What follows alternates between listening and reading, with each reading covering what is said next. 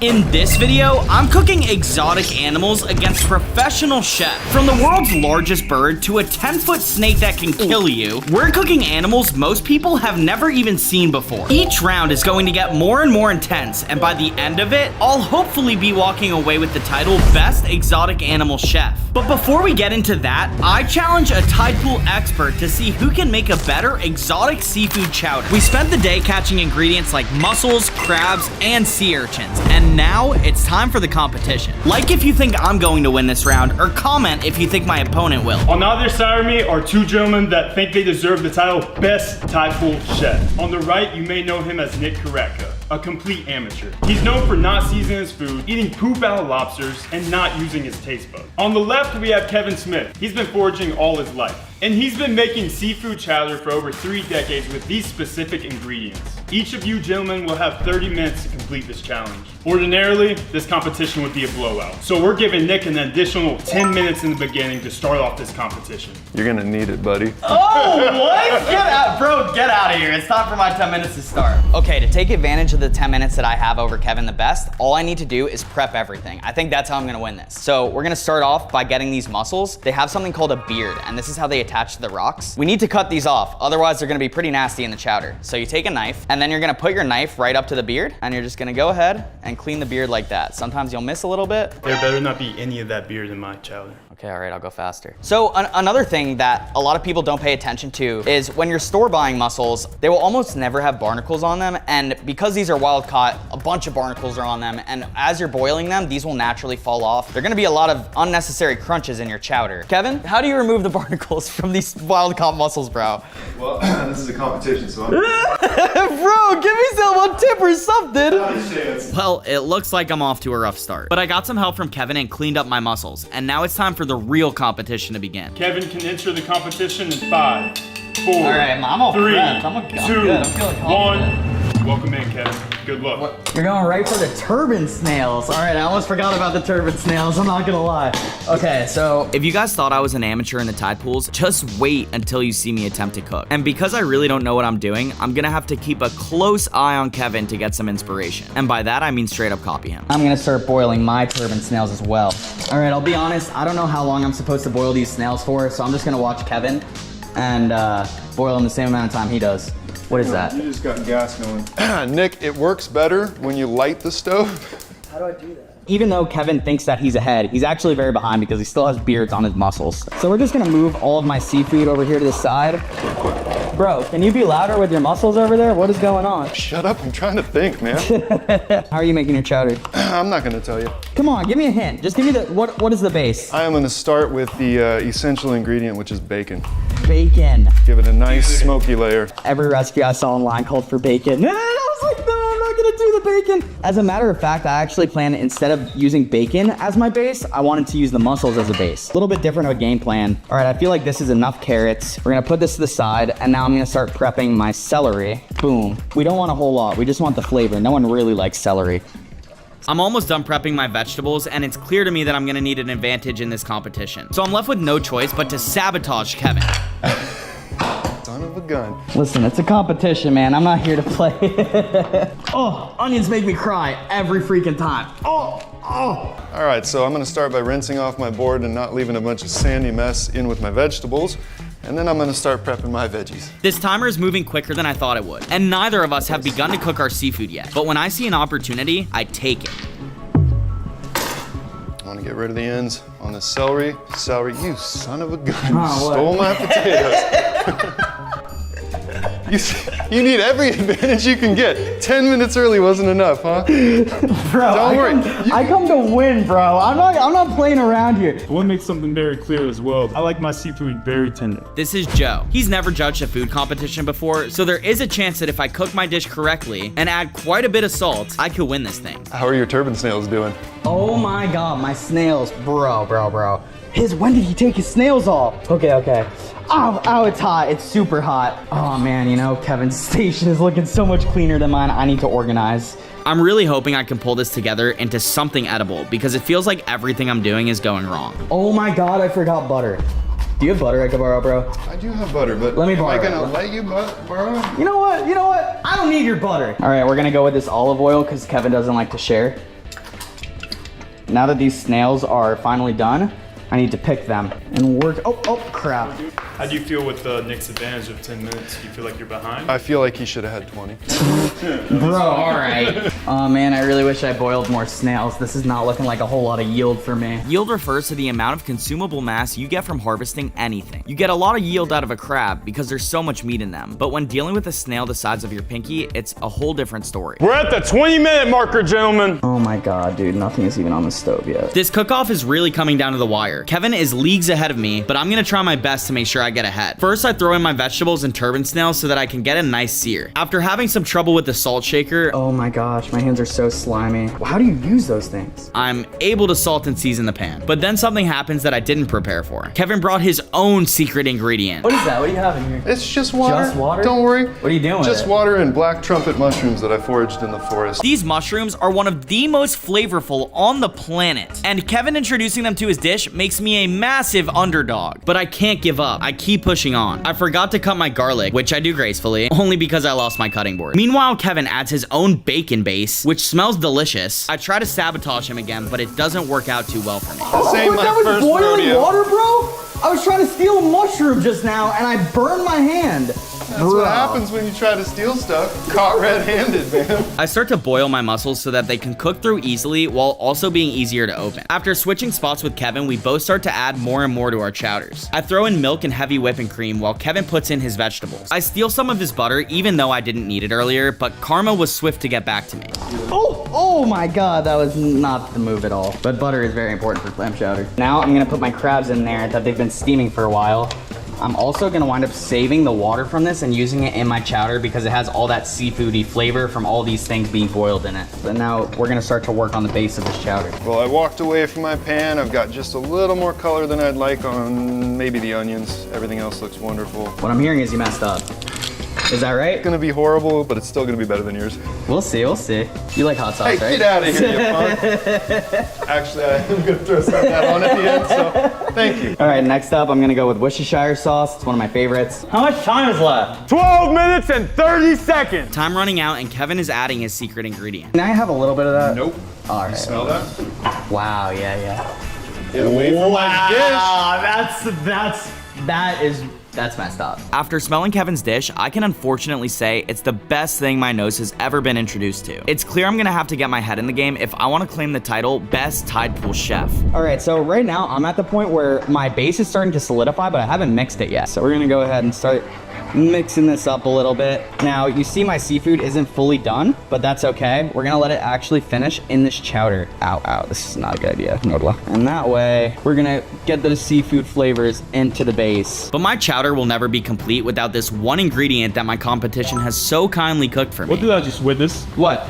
An amazing seafood chowder being made. We're gonna go ahead and remove all of the seafood that we have put in here. We've let it simmer enough. Okay, at this point, I'm gonna start to get all of the meat out of the crustaceans that I'm using. I'm also gonna start to mix my base a little bit better so we get that chowdery feeling. Oh my God, I forgot flour. Is it too late to add the flour? Shortly after realizing I forgot to add flour to my chowder, I also realized that I never added the chicken broth. So now that those are added, it's time to process all of my seafood. And once again, Kevin surprises me with another secret ingredient. You got clam juice, bro? Well, I probably should have put a limit on how many secret ingredients were allowed in this competition, but it's too late now. This is my limpet. I'm gonna save that as a garnish. So I'm gonna take these. Ow! They're all so hot still, but I don't have time to wait for them to cool.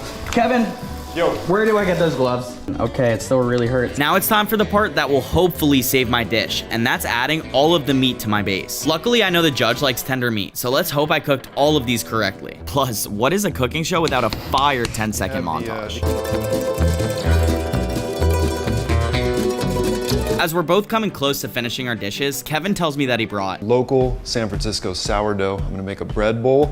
I'm gonna use the top of that to make some garlic bread, so. Well, great. That's exactly what I needed to hear. Anyways, I've got to finish preparing my dish. Good note.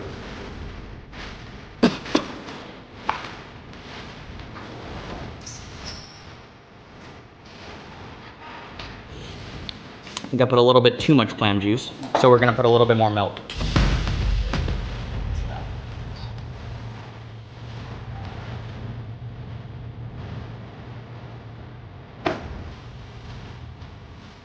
I'm done, Kevin. I'm just waiting for my pot to thicken right now. We got 1 minute! coming through. Okay, let's go. Our cooking time is now up, and we need to plate our dishes for the judge.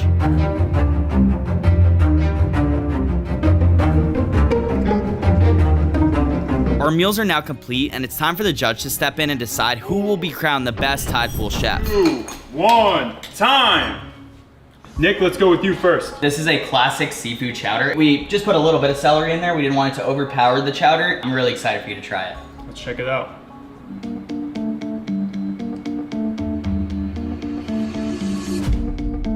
That right there is a look of desperation. I gave it my all to win this competition, and it all comes down to this. A tad bit of sand, I will have to say. There is a little bit of sand. I prefer all my meat tender, and I think you did a fantastic job with that. Another issue I have with this dish, though, it's a little too salty for me.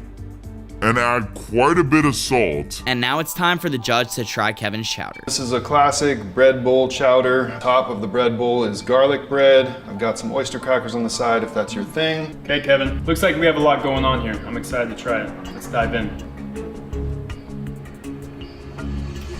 While both of you gentlemen put in a lot of hard work and effort today, there's only one of you that will be titled the best Tide Pool chef.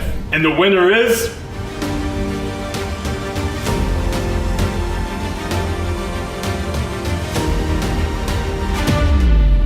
Kevin! Oh, that is such BS. Well, that didn't go as planned, but it was just a warm-up. Because up next, I've challenged a professional chef to see who can make a better burger. It's not ordinary though, because I went to the world's largest swamp and caught the most exotic animals I could find to make it. On other side of me, we have two gentlemen that think they deserve a title of best swamp chef. On the right is Nick, a complete amateur, not knowing anything about cooking. He's known for terrible tasting food.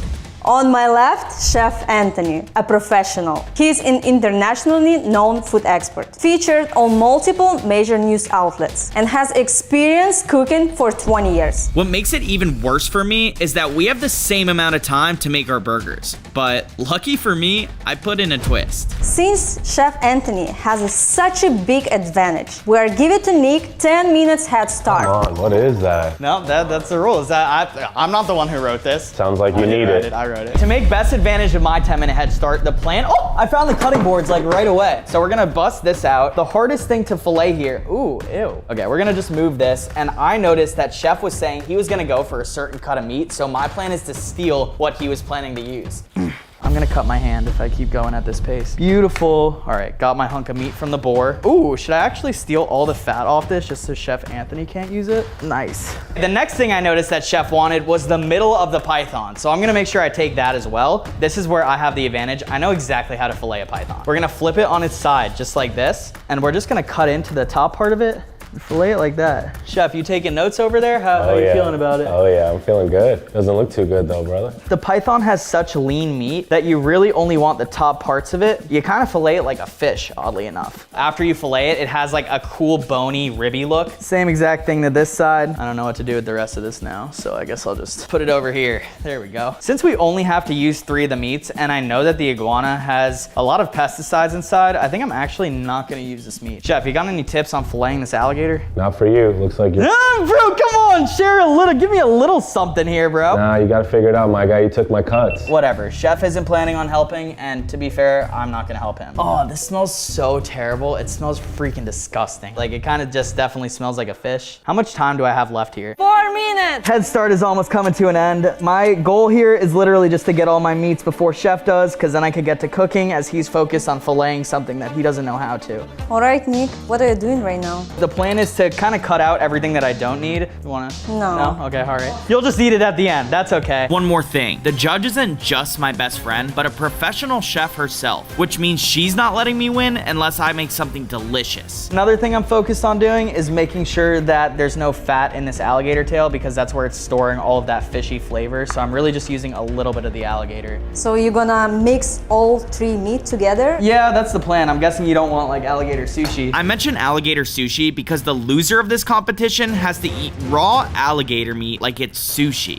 Like Chef Antos is gonna have to Maybe eat. he will try. Yeah, he's definitely gonna eat it for sure. 3, 2, 1. Oh my God, bro. You're out. Now it's my turn. No, that is not how it works. All right, so Nick really took advantage of all the advice I gave on the cuts. Bro gave me all the advice I needed. One thing that beats advice is years of experience, and something that shows that is Anthony bringing a scale. This is gonna make it so he can weigh out his meats perfectly, while I have to make complete guesses. I'm gonna do this python first. I'm not surprised. A snake cutting a snake. Who would have thought? My plan with these animals is that I'm gonna do a 2-ounce cut for each one. That way the flavor for the burger is evenly distributed. For the boar, I'm gonna do 3.5 ounce just to add that extra flavor in there. I'm not gonna lie. I've already lost track of which meat is which. I'm totally just winging it. I already cut the python. Already? Now I'm gonna go to the boar. He actually took a very good part of the boar, but I'm about to get a very tender piece. The key to getting a solid piece of meat out of an animal is to get the muscle that's used the least when the animal is alive. This ensures the meat will be tender and explains why so many people like filet mignon so much. It's cause the cow never uses it. I see Chef Anthony brought his own knives. I didn't know we were coming with all this extra equipment today. He took a lot of the fat from this boar, but it's okay. I'm gonna trim off some of this fat on the outer side right here. Quick question, how heavy do you want your burger to be? I want my patty to be 8 ounces. And then out of those 8 ounces, I want 2 of those ounces to be strictly fat. What meat is this? I don't remember. And now for this gator tail, I'm just gonna go right here. And I'm just gonna get this meat right here. This is actually one of my favorite. All right, I know he didn't use any iguana, but I'm gonna use some. That's literally disgusting. It's gonna taste better than yours, bro. Unfortunately for you, listen, there are people that know how to win, and I'm one of them. I don't care what it takes. I will be the champion here. Okay, I'm done. Really? That's my blend. Wow. Bro, give me a knife. Give me a knife. Appreciate it. Anytime. I might have made a mistake getting a sharper knife because almost instantly this happened. Ow. Oh my God. All right, well, that normally happens with amateurs. You have to make sure your knuckles are like this. And then you cut and you follow your knuckles. What you guys are seeing here is I'm just gonna mince the meat that we've cut, and then I don't even need to look when I'm cutting. Yeah, so Nick really needed those 10 minutes. He took all the cuts that I said, but you know what? As a professional chef, you have to deal with certain things that don't go your way, and you just gotta make it work, and that's what we're gonna do. Let's see how Nick's doing. Oh, okay. Looks like this is gonna be an easy win for me. I know it looks like Chef Anthony is in the lead, but it's important to remember, no matter how hard things get, you never give up. Besides, I've still got a few tricks up my sleeve. All right, I'm back. Bro, it's fine. Don't worry about me. Did the timer stop at least? No, it didn't. Are you done with all these meats? I'm done. Can you lift these off because I put them in the sink a little bit? Perfect. Okay, so I'm gonna go ahead and move these meats off that I don't need. And this is what I'm gonna be using for my burger. Normally, I would tenderize like everything that we have in front of us. Since I don't have a tenderizer, I'm just gonna use my fist. Ow, it hurts to do it like this. So I'm gonna get my saute pan, and then I'm gonna grab my oil so I could get it ready for the fries. I brought fries. Did you? Yeah, check it out. Where's your potatoes? Potatoes. I'm just doing these Are frozen. you serious? Ow! I didn't teach you that in culinary school? I didn't have to go to school to learn how to cook. There's a different connection to the food you have when you catch it yourself. I went out and hunted all these animals. I believe they'll be good to me in their afterlife with cooking it. I think it's all tenderized. Now I'm gonna chop it. Bro, get out of my space, bro. What are you doing? I gotta wash my potatoes because You're making fresh French fries? scratch. How much time is left? 15 minutes left. So right now I'm cutting up my fries. I keep the skin on. Skin's got really good nutritional flavor and tastes really good once you fry it up. I already washed it, took off the excess dirt off. Now I'm cutting it into little fries. I'm gonna twice fry it. Twice fried means that the first time you're frying something, it's at a low temperature. This cooks the food through and removes the moisture from inside. The second time you fry it, it's at a high temp. This is how you get that browning crisp effect. Gonna make it very crispy. Whatever, man. It's a burger competition, not a fry competition. You're cooked regardless. Wow, you're already done with that? Yep. That's outrageous. So my plan right now is to cut everything super small, and then I'm gonna combine it all so that it makes a nice burger patty. This is my secret weapon, and we're gonna mince the meat. I don't even know what that is. This is a meat grinder. Really? This is gonna help me evenly proportion all these meats and cuts All that meat that you perfectly weighed out? that I perfectly weighed out. Oh man. A meat grinder works by adding meat to the top where the machine thinly chops and combines everything inside. By the end, you'll have a perfect mix of whatever you put inside. fried. I'm putting in the meat in here so it can evenly distribute it through the grinder so I can have a really savory, well-rounded burger against Nick's Frankenstein creation over there. I see you're fluent in English and talking, that's for sure. Just trying to speak winning, my friend. Talking about speaking winning, that's actually the only— Ow! Fuck! Not again! Not again! Oh my God. So I have my burger blend right here. I'm just gonna season my burger blend. Can we get a pause on the time or something? No one replies, no one cares. I'm gonna get a nice flat sheet crank so that it could sit. Right now I have the oil heating up so I can fry the fries. Damn, that looks fire, I'm not gonna lie. Can I borrow your meat grinder, bro? Sure, go right ahead. Can you pass it? It's kind of plugged in. I literally have 2 holes in my thumb. Can you help me? Sorry, I'm not gonna help Wow. Okay, thank you. Oh, that was you. You want me close. to do that for you? Yeah, You imagine. gotta put yourself again. Oh, the meat? Yeah, can you? That'd be nice. For real, I'm in, all right. How do you use this? Whoa. All the meat's combined in. I'm gonna roll it up into like a meatball. And then using my hand, I'm gonna press down firmly, make sure it's even on all sides. Now I'm gonna put it in the freezer so it can lock in. I'm not gonna lie, that was way more efficient than whatever I was doing. Now is probably a good time to tell you, Chef, while you were weighing out your meats and you were moving things around, I stole a lot of what was in your thing. So whatever you thought you cut up before is not accurate. Okay. Did that take a second to register? You were a bit slow there, I noticed. So guys, I've cooked for such a long time that when I see a burger blend, I can tell if the fat to meat ratio is really good. And with that blend right there, I think we're at an 80-20. Jeff mentions an 80-20 split because according to professionals, this is the perfect meat to fat ratio when cooking a burger. Without 20% of your burger being fat, you risk dryness, a tough texture, and fewer juices. Whatever you mixed up, I'm completely not worried about. Bro, you're talking chef, I'm talking winning mindset. I go by cutting boards and looks like you're very behind. I need to press my burgers into this without getting my Band-Aid on it. Right now, we're just getting my onion in for the burger. How much time is left? 10 minutes. We're running out of time, literally. Does this look like an 80-20 split? That looks like your burger. Oh wait, he rolled it into a meatball first, I think. What are you doing? I don't know, I'm trying to copy what you were doing. Oh, you're doing a great job. Look, that's a burger. That's a freaking burger. Honestly, yeah, that's good. Yeah, that's not bad. After your meat blend is made, it's important to put it in the freezer to make sure it doesn't fall apart while cooking. The oil is already hot. While Nick figures himself out, I'm gonna get a head start on the fries. So you don't want to dump all the fries in there at the same time. You don't want it to boil over. So now while I'm doing that, I'm gonna toast my bun. I already have my saute pan nice and hot. So this is a brioche bun. Very good bun to use for a burger. I'm gonna make sure that I grease the pan a little bit. Pan's super hot, so I'm gonna pull it off the heat for a little bit and just get some of that butter in there. So what I'm doing right now, obviously, oh my God, that was close. It almost happened a third time. He's obsessed with making French fries. I brought microwavable French fries, which honestly, in my opinion, is an advantage. How the hell do you make these? You need a oven. I don't know how to use an oven. How do you do this? Can you help me with this, please? 450 start. Hell yeah, hell yeah. Okay, while my oven is preheating, I'm gonna go ahead and get oh my God, we're out of plates. Bro, chill.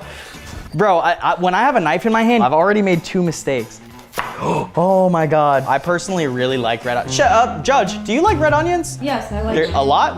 a lot. Yeah? Okay. I hope you're having a good day, Judge. Is there anything new going on in your life? Why are you kissing the judge like that? What are you talking Why are you about? sucking up to the judge? I'm just Is this making gonna it, help bro, you? at this point, I need the help. Do you like tomatoes, Judge? Yes, I love it. Heavy on the tomato or light? Heavy. Heavy? Okay, great. Lettuce as well? It sounds like you just like crunchy things. Yes. Remember when Chef mentioned he was twice frying? Well, it's finally time for that second set of frying at a high temperature to get that crispy brown color and taste. What is that? Oil? You're using hot oil? Using hot oil, yes sir. Since I have everything, all of the things, the ingredients that are not gonna be cooked and going on my burger, I'm just gonna put this right here. The last thing that I really need is some cheese. Slice this cheese. You like cheese? Yes. Wow, that smells, can I smell your food? Get away from my saute pan.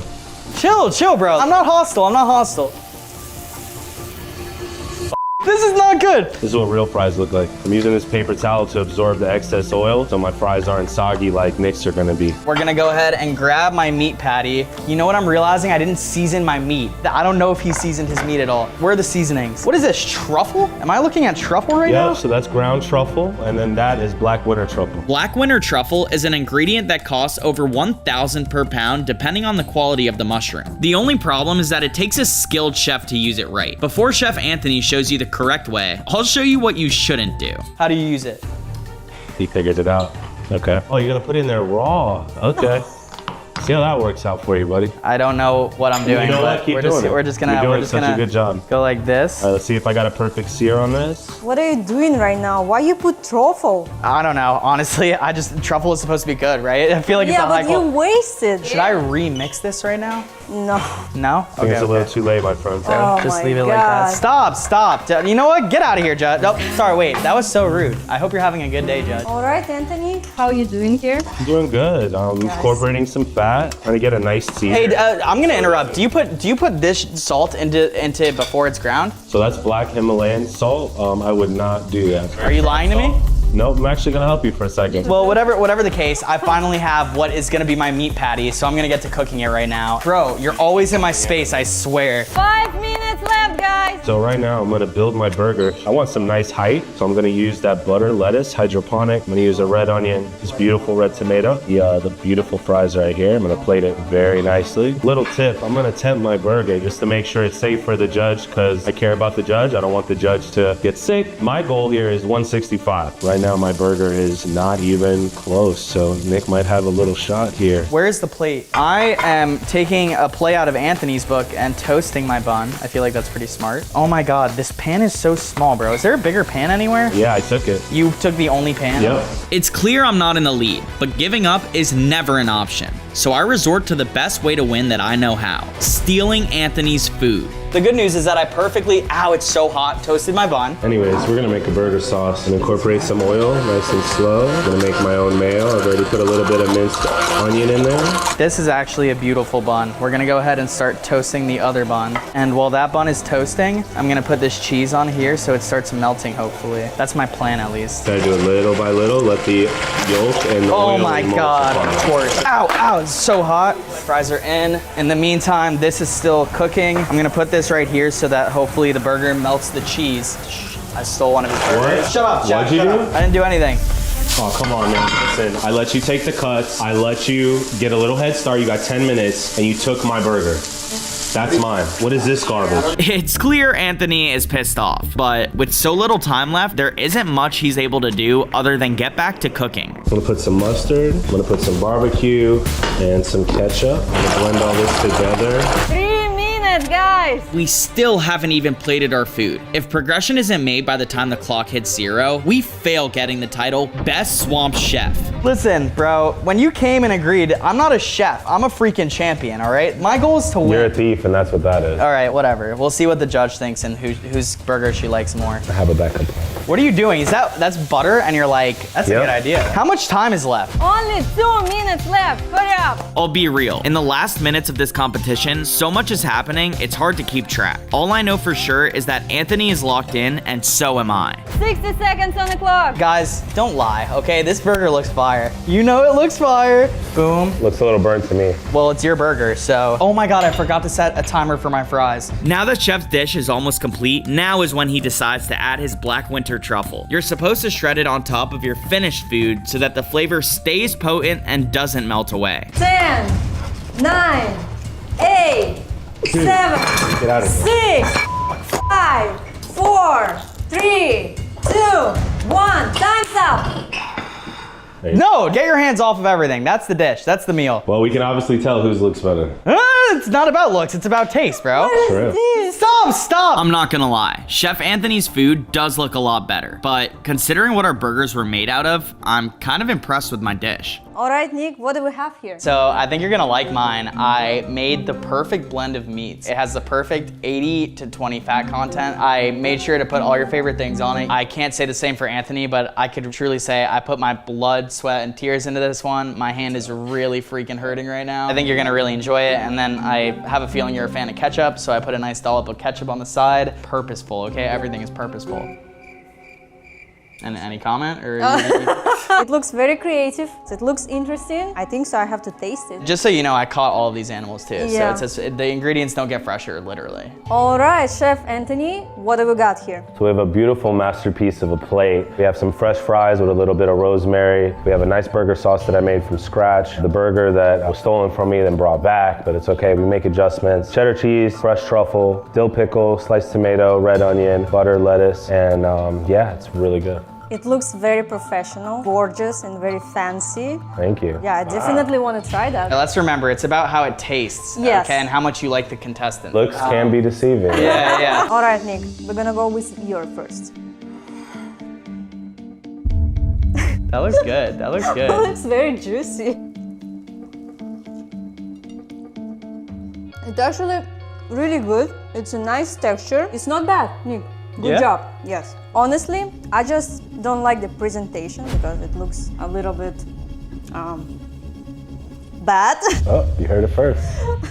But the taste is not bad. Good? Good job. Oh, okay. Yeah, hell yeah. So to cleanse your palate from that, whatever that was, why don't you try one of my fries with the burger sauce? She's a judge. She knows how to eat, okay? It actually does look fire. Really good. What the heck? Thank you, Really chef. good. Look at this. Yep.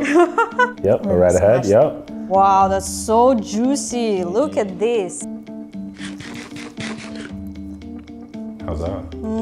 Definitely different. Very professional, very nice texture, juicy, seasoned. Good job. Oh, that sounds great. God. You want to try, Nick? Yeah, I'll take a bite. Oh, wow. Very good.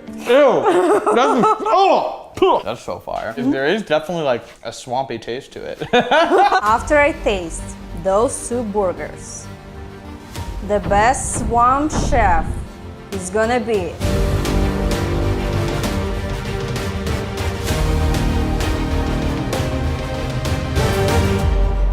Chef Anthony. Oh my god, bro, I never win. I'm not gonna lie, I am super salty I just lost to Chef Anthony. That's why I challenged him to a rematch to see who can cook the world's most expensive exotic meats better. There are 6 rounds, and after each one, we multiply the price of each exotic meat by 10 until it reaches $100,000. So let's get into our $1 exotic meat, a giant Slim Jim. Honestly, it's exotic because who knows what's inside. As confident as Anthony and I are, it doesn't matter what we think, because I hired a judge to pick a winner for each of the 6 rounds. You guys both seem pretty confident right now, but I'm the judge, so I'm the only opinion that matters. You only have 10 minutes to make this, so your time starts now. The first thing I'm gonna be making is Slim Jim ramen. I'm gonna start grating it as if it's like cheese. But first, a word from our sponsor. I tried out this platform, already cashed out, and I need to tell you about it. Free Cash is an online platform where you can earn money doing simple tasks like filling out surveys, testing apps, or playing games. For each completed task, you'll earn free cash coins, which could be exchanged for money, cryptocurrency, or gift cards. With a 4.8 rating on Trustpilot, there's no question why Free Cash is one of the most trusted ways to make money this year. The best part is cashing out is easy, and you're eligible to withdraw real cash when you hit the $25 mark. I personally enjoy playing Disney Solitaire. You play it by stacking cards in order, and you get a little bit of nostalgia with every win. If Solitaire isn't your vibe, they've got tons to choose from like Royale Match, Fish Dom, Sunshine Island, and are constantly updating the options so you never get bored. Another one I really like is Monopoly Go because it's so much fun and crazy to think I can earn cash from my bed just by playing games. Try out Free Cash right now. You can find it by clicking the link in my description or by scanning this QR code, and you'll get $10 at sign up. And now back to the cooking.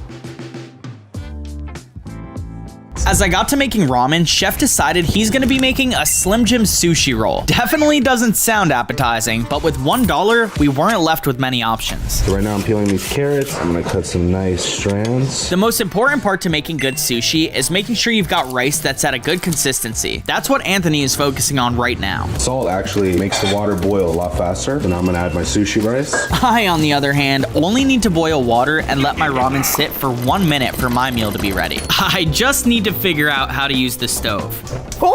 Oh my god. Now I just gotta wait for that to heat up, and I'm gonna use a Slim Jim as like a garnish. As Chef Anthony is making sure his veggies are perfect for his sushi roll, I couldn't help but tell him a thought I had. A Slim Jim sushi roll sounds absolutely disgusting. You forgot the Takis, so you're gonna make it taste really good. Chef is making his sushi roll out of cheddar cheese, seaweed, Takis, and a few other random ingredients he was able to gather. Just as Anthony and I were starting to loosen up, the judge decided to throw a curveball at us. Bad news, gents. I'm hungry, so 3 minutes. minutes. This isn't gonna cook in time. Sushi rice is taking its sweet time cooking right now. Sushi rice usually takes 15 to 20 minutes to fully cook. Chef was already cutting it close, but now he just might actually be screwed. Dude, Slim Jims just don't cut well. While I was having a hard time cutting my $1 exotic meat, Chef was showing everyone why he's the expert. All right, so what I'm doing now is I'm actually taking the casing off of this Slim Jim. Ow, ow, ow. Okay, Doing okay I over need there, a bro? mitten. I need a mitten. Per usual, Nick's burning his hands. With time running low, it was coming down to the wire. Now really is do or die. So I'm just gonna go ahead and dump this in there. Oh, perfect pour actually. So right now I'm making a little crunchy topping for the sushi roll. Chef's seasoning has Takis, seaweed, and several other potent flavors. Needless to say, he's confident in his food. Together, all of this should beat Nick's very basic ramen. All I have to do is put Slim Jim toppings on top of this. Look, I'm gonna do like how Salt Bae does it. Look at that. 30 seconds. Is the rice cooked? I don't know, you're gonna find out. All right, bro, you're probably at like 20 seconds now. Are you gonna be able to roll this? Low key, this is very impressive. Bro, how is he doing that? I don't know. 5, 4, 3, 2, 1. Hands off, hands off. With the timer coming down to the wire, there's no telling how Anthony's $1 meat came out. Something I can confidently say is not the case for me. Nick, what am I looking at? I made a gourmet bowl of ramen for my $1 meal. It has flaky Slim Jims on top. The ramen is flavored with the traditional seasonings that it comes in, and then the noodles are honestly cooked to perfection. I put like very warm and hot water in there. I think you're gonna like this one. I think you have a chance, but that is a cup of ramen. All right, chef, what am I looking at here? Chef made a Slim Jim sushi roll with chopped veggies, Takis, and seaweed on the inside. While it definitely looks interesting, it's time to taste the $1 meals, starting with my gourmet ramen. This is beautiful, look at that. I mean, ramen's a classic, dude. I'll eat this whole thing. I think I'm gonna down this right now. I'm happy Massimo likes my ramen enough to finish it, but round one isn't over until he claims a winner. And now it's Anthony's turn. If you don't mind, add in some of that furikake seasoning. Whoa, whoa, whoa, you should have prepped it. No. Let the judge be the judge, okay? Okay, all right. This guy, here we go. Not gonna lie, that's a lot of flavor and pretty good with the 3 minutes I gave you. The rice, undercooked though, bro. This guy's a chef. Even though we're laughing, this competition is serious. It's time for Massimo to claim the winner for round one. Valiant effort from both of you guys. After trying both your dishes, I gotta give the first round to Nick. Oh, let's go. Starting out with a dub against a professional chef. I think you got lucky on that one. I don't think this was luck, bro. I think this was skill. You made sushi roll out of a Slim Jim. We're off to a good start, but not out of the woods yet. Especially because for our $10 meal, we're cooking kangaroo meat, which is one of the hardest meats to cook currently. More on why it's hard to cook later. You guys both have 30 minutes, starting now. I'm gonna be making kangaroo chow mein. I've never made chow mein in my entire life. So we got a kangaroo Wellington that we're gonna make today. Chef shocked me when he mentioned he's making a Wellington because it's one of the hardest dishes to make. Traditionally, it's a large piece of meat in the center of a pancake crepe with a mushroom filling inside. This is also the dish that made Gordon Ramsay as popular as he is today. Little secret ingredient, I'm gonna use some Wagyu beef tallow. Since the kangaroo is a very lean meat, this is gonna add some fat that it desperately needs and a lot of flavor. Do you even know the nuances to cooking kangaroo? Kangaroo is no ordinary meat. It only has 1 to 2% fat content, compared to most cows having 15 to 20%. This changes the way that heat moves throughout the cut and makes it particularly hard to cook for first timers. That wasn't gonna stop Anthony though. Do you know what a Wellington is? I've heard of it. You're avoiding the question because you know I'm a better kangaroo chef than you. Ow! This always happens, bro. Damn it. Even though I sliced my finger, that wasn't stopping Anthony from getting ahead and making the perfect Wellington. So right now I'm making the crepe. We're cutting these mushrooms for that mushroom duxelle. Right now we're gonna season our kangaroo. Now I'm coming back to the crepe right here. We wanna make sure that this crepe is very thin. I'm gonna increase the heat just a little bit. After cleaning the cut I made on my hand, I was ready to start chefing up myself. The most important part whenever it comes to chow mein is getting all of the vegetables very small. For my noodles, I'm going with some bulldog. It's a very popular like instant ramen. We're gonna go ahead and put all of this meat in here. I put water with the kangaroo first to kind of get that kangaroo flavor. Here's the cornstarch. Adding cornstarch to meat is pretty much a hack for amazing flavor. Some of the benefits include juicier meat after cooking, a silky texture when eating, and heat protection from the stove, making it nearly impossible to burn. Let your nose marry it. Not bad. Yeah, Not yeah. bad. As impressed as Massimo was with my chow mein, he was also scouting out Anthony. Dang, is that a pancake? That is a pancake. No way. Yes, sir. That looks super good. Chef is chefing right now, though, dude. A little bit better than whatever's going on over here. Listen, bro.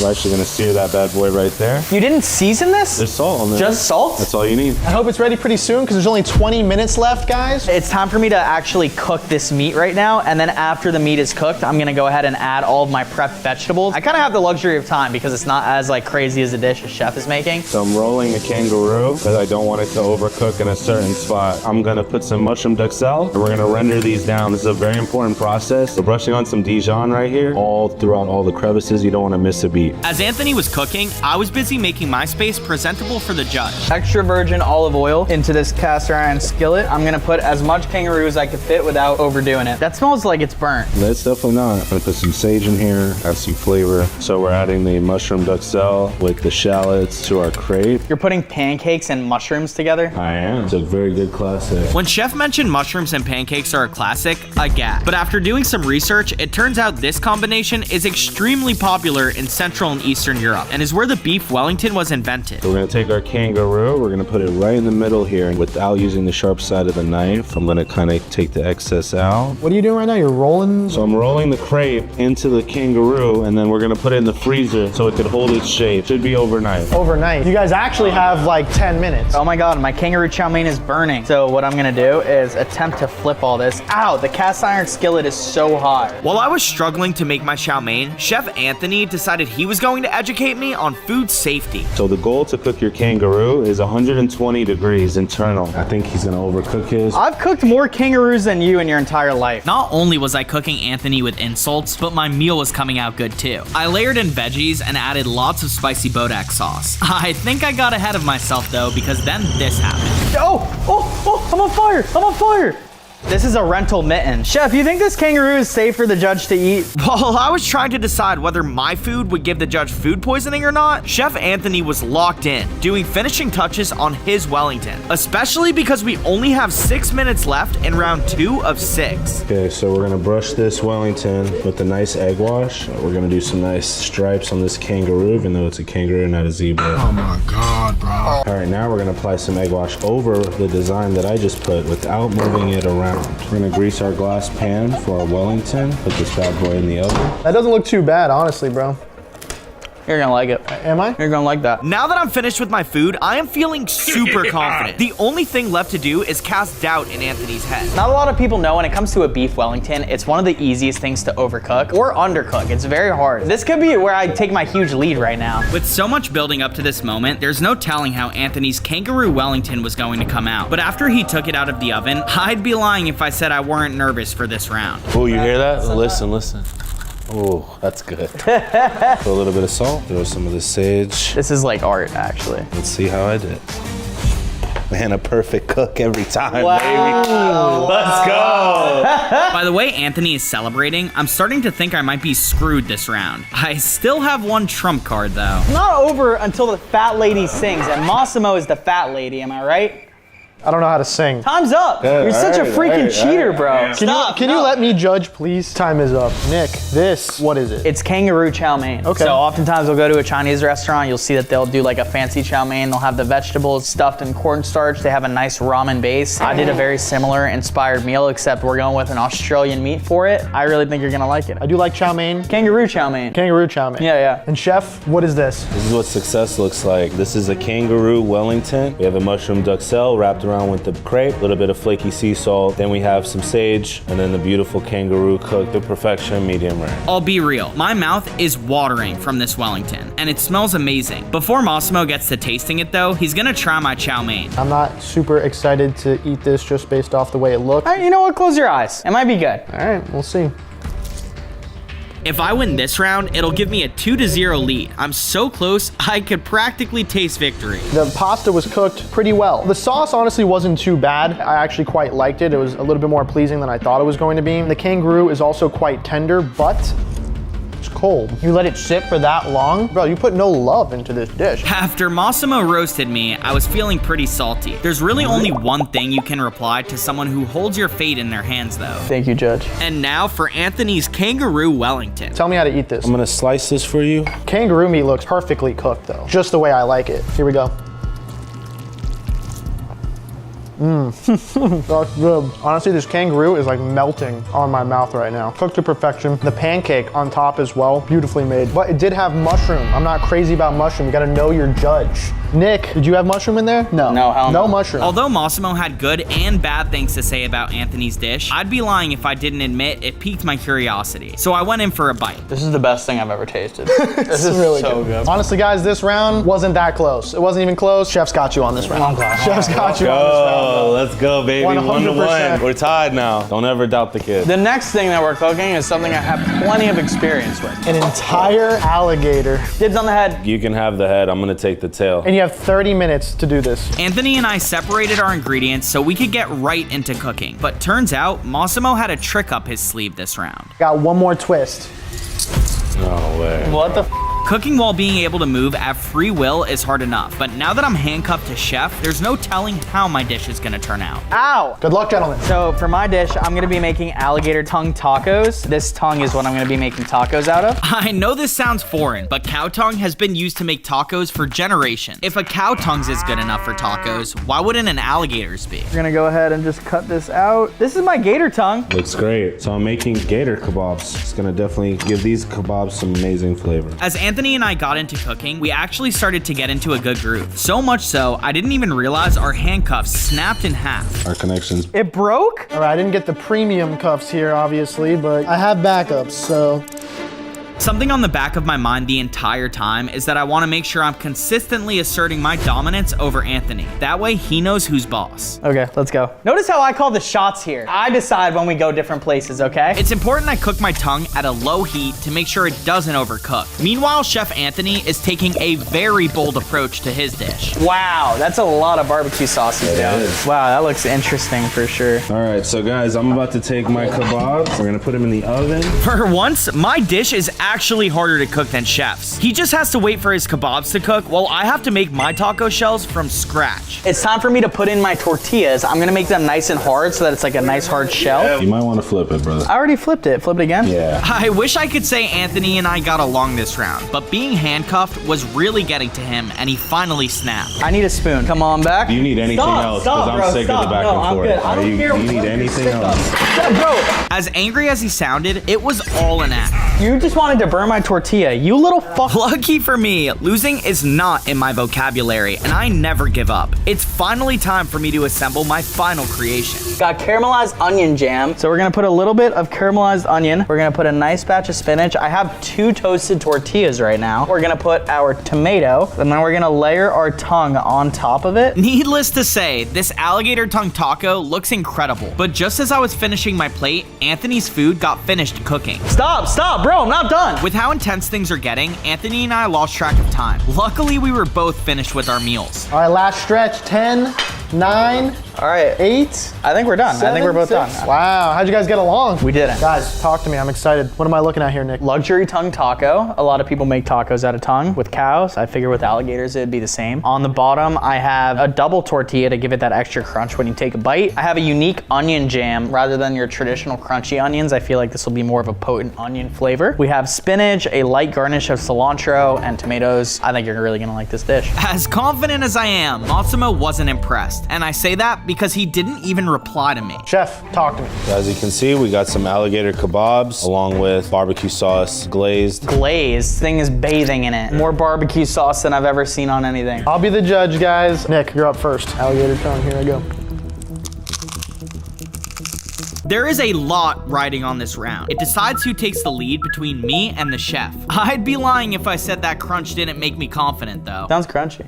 Very interesting. The crunch on the tortilla was really good. I feel like the alligator tongue was an interesting choice. You had an entire alligator, you chose tongue. The meat's a little tough, but the tomato added a nice crunch to it. Caramelized onion was really good as well. Can't hate this dish. All right, chef. We got some portobello mushrooms, some red bell pepper, some white onion. It's got a Mediterranean rub. Smells delicious. You're just smelling the barbecue sauce. That looks disgusting. The barbecue sauce paired up really well with the alligator. There was a lot of barbecue sauce. I almost feel like it is overtaking the dish a little bit, and I can't really taste the alligator. It tastes like I just bit into barbecue sauce. As much fun as this is, the winner of this competition is no laughing matter. It's time for the judge to decide who wins round 3. It's 1-1 right now. This round is gonna be the tiebreaker. You guys both did really, really well. It's a tough choice, but I gotta give this round to Nick. Yes, let's go. Let's go. Now for our $1,000 exotic meat, an entire ostrich leg. This ostrich leg is 3 feet long, 20 pounds, and can feed an entire family. It's a particularly lean exotic meat, so you've got to know what you're doing to cook it correctly. Whoa, you're cheating. He hasn't even said start yet. Time starts now. Chef is obviously going for the meat. My plan right now is to prep all my ingredients because I'm making ostrich spaghetti and meatballs. My grandma sent me a recipe late last night, so I'm kind of going with what she recommended. I'm gonna focus on prepping the sauce first. Whenever you're making sauce, it's important to use a blender. That way, whatever you put inside gets evenly distributed and gives maximum flavor. I'm gonna put some crushed red pepper into my blender right now. That's gonna give a nice spice to my tomato sauce. Oh, we need the top for that. While I figure out how to use the blender, Anthony got started making ostrich carpaccio. It's a dish usually made with beef served entirely raw. Coined by Italians and sold in high-end steakhouses across the United States, the meal is incredibly popular amongst the wealthy. All right, so I'm cutting the top loin off of this ostrich leg. You're already going to the stove? Oh, I'm ready, yeah. So I'm gonna get this pan piping hot, and then I'm about to sear this ostrich.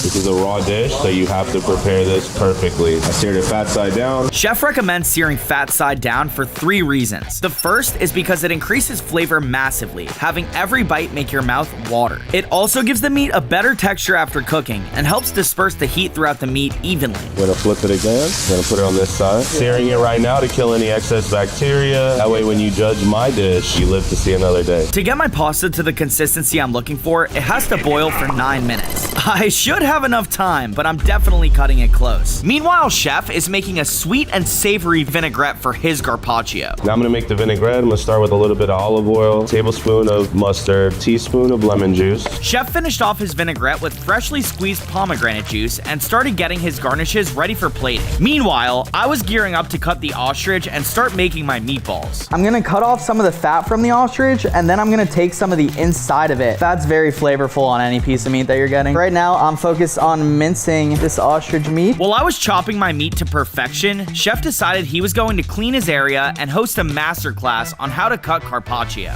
You want to squeeze very firmly. You want to just do one nice swipe. It's really important to have a very sharp blade. Normally you would use like a slicer. Today we're improvising. We're just using this little katana blade we got here. What Chef doesn't know, I have a secret weapon that I brought in with the ostrich theme of this dish. My secret weapon needs to be kept at a temperature of 35 degrees Fahrenheit or 1.67 degrees Celsius to keep safe for consumption. Oh my God, reaching deep into the fridge. Wow. I brought an ostrich egg. Not only is it the world's largest egg, but it's the most nutrient-dense one as well. With less than half the amount of saturated fat per ounce as a chicken egg, I am very confident this will carry me to victory. The yolk in it has very significant fat content. They're incredibly hard to open. Usually you need a drill. Okay, I'm gonna start plating. You're already almost done? Yeah, the beauty of a raw dish. So this beautiful vinaigrette, as you can see, that pomegranate color. A lot of flavors are incorporating into this carpaccio right now. Even though Anthony's dish looks finished, there's still one more ingredient he hasn't showed that's going to make the value way more expensive. 24 karat gold flakes. And no, I'm not kidding. That's real gold. I, on the other hand, am still figuring out how to open my ostrich egg and running short on time. I'm gonna crack this giant ostrich egg.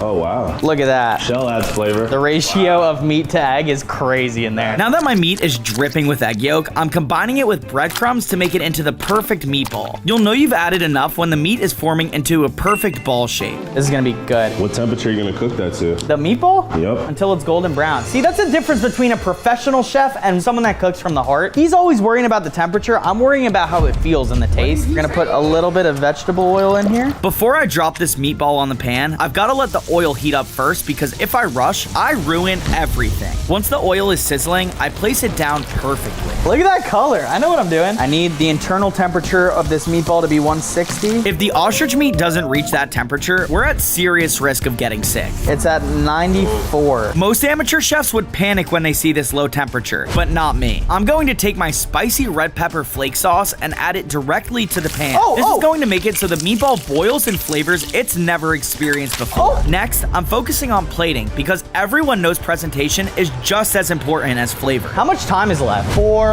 minutes left. I'm gonna make it so that I serve the pasta in this egg. So I gotta make sure I very delicately pull it apart. Oh, you just broke it a little bit. I'm gonna get my pasta now. My pasta is a little cold at the moment, but that's okay. I place pasta inside the egg, then crown it with our meatball. I'm not stopping there. I grab one more ladle of spicy Italian sauce and pour it right over the top. As I was doing this, it was really coming down to the wire, and Chef still had his ostrich carpaccio in the fridge. 10, 9, 8, 7. All right, so I can only use one flake for the budget, Nick said. 4. Jeff, you're running out of time right now. You didn't even cook your meal. Notice how I call the shots here. $1,000 ostrich leg. I'm excited to see what you guys came up with. Nick, talk to me. I plated it in the egg of the ostrich that we used, marinating the meat inside the sauce so that you kind of get that gamey taste that a lot of people like from ostrich. Ostrich meat is one of the leanest red meats you can buy, which gives it a very unique flavor. And that's exactly why it costs so much to source. Overall, I think you're really gonna enjoy this. The egg was a great touch, right where it came from. Yeah. That's cool. Thank you. This dish may look like normal spaghetti and meatballs, but the plate costs $1,000. And the next two dishes are 10 times more expensive than the one before. All right, chef. We have an ostrich carpaccio, sliced very thin, a nice pomegranate marinade for you. You got some spinach in the middle, and then you could see my secret ingredient, that beautiful 24 karat gold. That is real 24 And karat that's edible gold. Okay, this looks beautiful, by the way. This is professional chefed up right now for sure.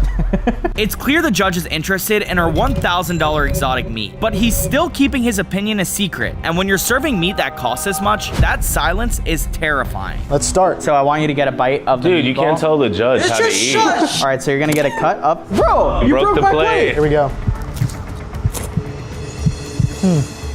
The meatball was cooked to perfection. I actually think you nailed the sauce. Thank you, Judge. The bad part about it though, the egg was falling apart, which was a little bit disappointing. That was your fault. It's your egg. Also, the pasta was a little bit too hard. Maybe you undercooked it somehow. That actually might have taken some skill. Overall, very tasty. I would continue to eat this dish. Really? Absolutely. Even with the judge complimenting me, I'd be lying if I said I were confident this round. Chef Anthony having actual gold on his food makes me very intimidated. Here we go. It's gonna take me a second. Must be really chewy and not good. This plate is extremely professional. I actually really enjoyed the gold. The first thing that I tasted when it hit my mouth was definitely the sauce. You taste the pomegranate? I did taste the pomegranate. The pomegranate was a very nice touch. The raw bird kind of throws me off a little bit. If this was steak, you absolutely would have nailed that. Overall, the dish was prepared very well. Even though my fate is in the judge's hands, I'm not down for anyone to beat around the bush. It's time for me to assert my dominance. I can't really say that I disliked it. He's being nice. You failed this $1,000. Hey! Thank you. For the winner of this round, the $1,000 meat round, I'm gonna have to give this round to Nick. Let's go. You're getting cooked right now. I'm cooking There are two major rounds left. Unfortunately, these last two rounds are going to put serious holes in my pockets. That's because the fifth exotic meat is worth $10,000 and the last is $100,000. Now for the $10,000 piece of meat, we have a tuna. That's just irresponsible. And there's gonna be a twist to this one. Both of you guys are gonna be making me tuna steak. This is incredibly sketchy. The entire time I've been relying on my creativity to give me a chance competing against a professional chef. Now that we have to make the same dish, it's really going to come down to who can make the best food. Being intimidated isn't going to stop me though. With a 3-1 lead, I am a single win away from total domination. And on top of that, it's important no matter how hard something is, you never give up. If I win, this video's over. You go home miserably as a loser. How do you feel about that? I feel pretty upset actually, but you know what? You guys have 10 minutes starting now. All right, so the first thing I notice on this tuna steak is that there's a very dark texture on the top of it. This is gonna be the bloodline. You don't wanna include this in your meal, otherwise you're gonna get a strong fishy flavor. It's crazy to think I'm cutting a $10,000 piece of meat. Wow, look at that fat lineage in there. But he took a very nice piece. The way he cut that kind of bothered me a little bit. Now I'm gonna cut right here. Now we have a uniform layer. I'm gonna coat this with some olive oil. Just when I thought Chef was finished, he coated his $10,000 tuna steak with Farikaki teriyaki seasoning and sesame seeds. I'm going with a very, very simple recipe. I believe when you're cooking with expensive ingredients, you let the food talk for itself. I'm just gonna go with some flaky sea salt. Can we talk about that? How I'm wrecking a professional chef right now in a competition? The judge is a little biased, being your friend, but it is what it is. Listen, if I recall correctly, in the last cooking competition we had, you said this. As a professional chef, you have to deal with certain things that don't go your way, and you just got to make it work, and that's what we're gonna do. All right, we're gonna sear this. Doug, do you like tuna? Oh, I am a fan of tuna, actually. This looks great already. Thank you. Chef is very comfortable around a tuna steak, but when I started cooking mine, I realized very quickly this is not my comfort zone. Where the is the butter? You know where the butter is? It's not my problem. All we need is this little thin piece of tuna. We're gonna go ahead and put this in. I want my tuna to be nice and medium rare on the inside. Look at this beautiful color I just got. Yeah, it's a great gray color. We're getting that nice sear that we wanted. Gonna get it on all sides. Oh, you need this? We're just about done. How much time is left? Start plating, guys. There's 2 minutes left. At this point, it was crunch time. We both took our tuna off the heat and began plating. The goal right now is to cut my tuna very thin into bite-sized pieces. What's going to take this dish up in price massively is the Russian caviar from an endangered sturgeon. They're so close to being extinct that you probably won't be able to buy this within the next 6 months. While I'm finishing up my plate, Chef's leveling up his with purple bacon jam, bamboo shoots, and the caviar I just mentioned. This is Russian Osteria caviar, one of the best caviars in the world. And this is what's gonna make my dish the winning dish. I would love it if you could make it so that I could put some on mine as well. Chef and I finished our dishes off with 24 karat gold flakes and caviar so expensive that this small tin full cost me over $3,000 alone. 10, 9, 8. Bro, what are you? Hurry 7, up! You're such a 6, sabotage artist. 5, 4, 3, 2, 1. Beautiful. Done. Nick, what am I looking at? I went with a super simple dish, okay? You've heard of steaks. Usually they just do salt and pepper. I went with a thick, flaky salt. See that little dollop of caviar on top? That dollop is about $1,000 actually. Wow. I also have a small gold flake. When you're working with this expensive of ingredients, you should let the food do the talking, and that's what I did. I think you're really gonna enjoy this. I hope it does, because the presentation is a little subpar for 10 grand. Chef. So as you can see, we have a beautifully plated dish, ahi tuna seared with teriyaki seasoning, spinach underneath, just add a little bit of height and color, Osteria caviar, 24 karat gold. Do I need to say anything else? I don't think you do. That looks like a $10,000 dish. Thank you very much. I've been talking big game this whole time, and honestly, I'm expecting this dish to hit.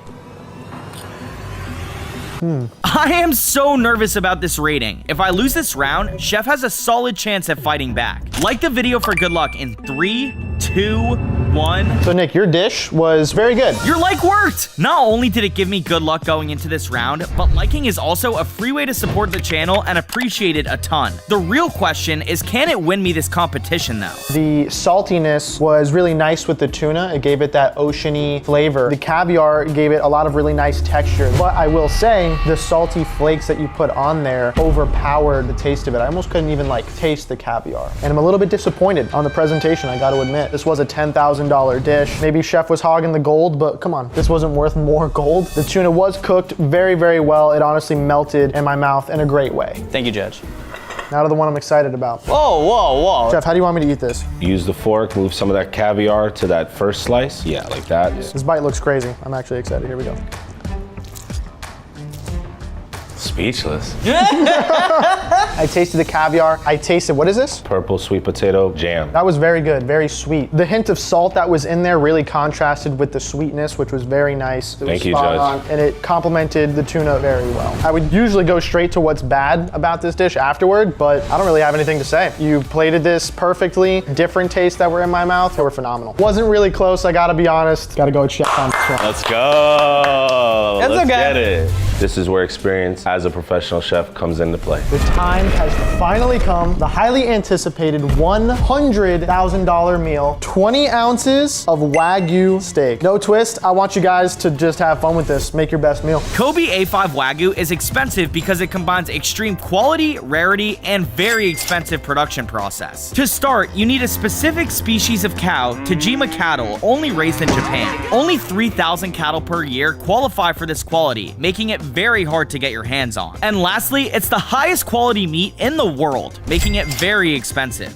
I'm gonna go with Kobe A5 Wagyu tacos. Chef, talk to me. What do you think? I'm just gonna serve it to you straight up with some mixed veggies, truffle, gold, with some caviar. Bro's handing me the dove easy. He's not even doing anything to his meal. This is making my mouth water right now. You guys have 20 minutes starting now. The first thing I'm gonna do is start cutting my beef very thin. You're cutting that, dude? Why would I not? That's I'm making tacos. crazy. That's crazy. Chef says it's crazy because when you cut meat with high fat content while it's raw, you risk overcooking. Maybe I should have thought about that considering the price of it. Okay, now that this is done, I'm gonna put it all in a Ziploc bag. Now we're gonna take the A5, we're gonna put it in the freezer. Chef is putting his meat in the freezer because if you cook meat with high fat content while it's at room temperature, it can melt faster, causing a huge loss in flavor. I'm gonna make some hot honey roasted carrots. I'm gonna take a pepper and I'm gonna make a nice, beautiful salsa. Ooh, that's a potent pepper. We have our little pieces of pepper. Not a lot of people know coffee beans go well with very high quality steak. So we got very high quality coffee beans. Most people would never mix coffee beans with steak, but it actually pairs very well, and you might be surprised to hear where it comes from. What's up with the coffee? So that coffee bean is a rarity. It gets pooped out of the animal that's on the front of it. Kind of looks like a raccoon creature. The animal on the front of the package is a civet, and this is what it looks like. It smells actually really good. Can you smell that? Smells just like coffee. Yeah, I don't even smell the poop. We're gonna put in quite a bit actually. What are you doing? Chef Anthony started chopping his vegetables while making his pan hot. Then he threw his veggies straight in. I added beef tallow to my pan to ensure the steak will crisp perfectly. I then began cooking my Wagyu to perfection. Wow, this smells so good. I'm gonna let it sear right now. Ah! Oh my God! I'm gonna get my 2 taco tortillas. Once the Wagyu fully cooked, the judge had some comments. Nick, you're already done with the Wagyu. Wow, that smells so good. Yeah, right? I know what I'm doing, chef. Adding some olive oil right now. I'm gonna get these items heavily seared. Torch these carrots right now. The second tortilla should be a cheat code for this meal, and hopefully give me an advantage over Chef Anthony. I then finished my sauce by loading the last ingredients into the blender. We're gonna go ahead and blend this up. At this point, there were only 6 minutes left. The urgency in the room began to pick up, and with that came some mistakes. Oh my God, I'm burning this. We're only gonna have 1 tortilla this time. Good job, Nick. I started plating by torching the cheese because if we're using the most expensive beef in the world, we're not cutting corners. And those dark pieces in the middle, that's real truffle, the most expensive mushroom on the planet. Are you about to use a torch? Wow, that looks crazy. Woo! That came out really spicy, but the coffee is really good. I then dripped my spicy sauce all over the taco. Meanwhile, Chef Anthony began building his plate, carefully layering his veggies as the base. And with the way Chef Anthony's Wagyu was turning out so far, I needed to make some moves ASAP. We're gonna put a little bit of chives on here. Oh look, he has some chives. You took my garnishes. No. Typical Nick. I'm gonna take this A5 off, and that is what a perfectly seared A5 looks like. Chef let his meat rest, hit it with salt, sliced it down, and now he's ready to plate. All right, we're gonna transition this quick. This could make or break my whole dish. That's looking good, but you're running out of time, chef, so... How much time I got left? 2 minutes. To make this dish absolutely spectacular, I'm topping it off with gold flakes and caviar. Eventually. Stop using all the caviar, bro. Bro just put $5,000 worth of caviar in his dish. That's expensive as hell. That is beautiful. That caviar is so good. You just ate $1,000. It's like oily and fresh. Stop eating my food. 10, 9, 8, 7, 6, Dude. 5, 4. Oh my God, it's the wrong side I was grading this. 2, 1, done. For these dishes, I want to hear about them from you guys. Nick. I made a Japanese A5 Wagyu taco. There is brie truffle cheese on the bottom of it. There's 24 karat gold on that taco and about $2,000 worth of sturgeon caviar, all finished off with shredded truffle on top as a garnish. Very surprised if I lose this. I'm very bummed. Chef, this looks beautiful. Talk to me about it. We have A5 Wagyu, seared to perfection with black winter truffle, Russian caviar, 24 karat gold. To complement this amazing meat, we have some honey roasted carrots with some portobello mushrooms, red onion, roasted red pepper, and then there's also some truffles. You told me to make you a $100,000 dish. This is what I did. I'm excited to get into it, starting with Nick's dish. Let's go. Ooh, that sounds fire. That sounded gas. Wow. Oh. Nick, a lot of good to say about this taco. The ingredients were phenomenal. That crunch spoke for itself. The Wagyu melted on my tongue. Oh my God. Amazing. And of course the 24 karat gold, didn't taste it, but it's fun. It will be hard to beat this dish. This is probably the best taco I've ever had. Actually? Yeah, this is. May I? Absolutely. I haven't even tasted my own food. That's so gas. Okay, I need it. The way you guys are hyping this up. Get a good one. Wow. It is pretty good. Was that a compliment? You just gave me a compliment? Wow. Thank you, Chef. We've come a long way. How does that make you feel about your dish? Do you still feel confident? Oh, I still won. All right, Chef, tell me how to take a bite of this. 100,000, just go hard or go home. Here we go. Wow. Okay. I didn't even hear you chew. I didn't. I just swallowed it. You put honey on there? I did. I glazed it in honey. Chef, that was super, super good. The steak, once again, I didn't even need to chew it. It literally just melted. The garlic aioli fit perfectly with the dish. The caviar on top of the truffle fit well together also with the steak. I did mention to you earlier, I'm not a mushroom guy. I kind of expected a little bit better from you. With that being said, I would absolutely dog this entire plate. Absolutely a $100,000 dish. I feel like I got a better reaction. Let's see what he says. It's tough, but I've made a decision. The winner of the $100,000 meal is Chef. Let's go. My God. Good game. All right, guys, obviously that brings the score to 3-3. That makes us tied, and I want you to be the deciding factor. Leave a comment on this video right now if you think I won, or like the video if you think Chef won. Please, guys, leave a comment. I just want to win one of these cookies. I swear I've never won any one of these. Pick me. You already know. He's a literal pick me. Don't give in to him. He's begging for like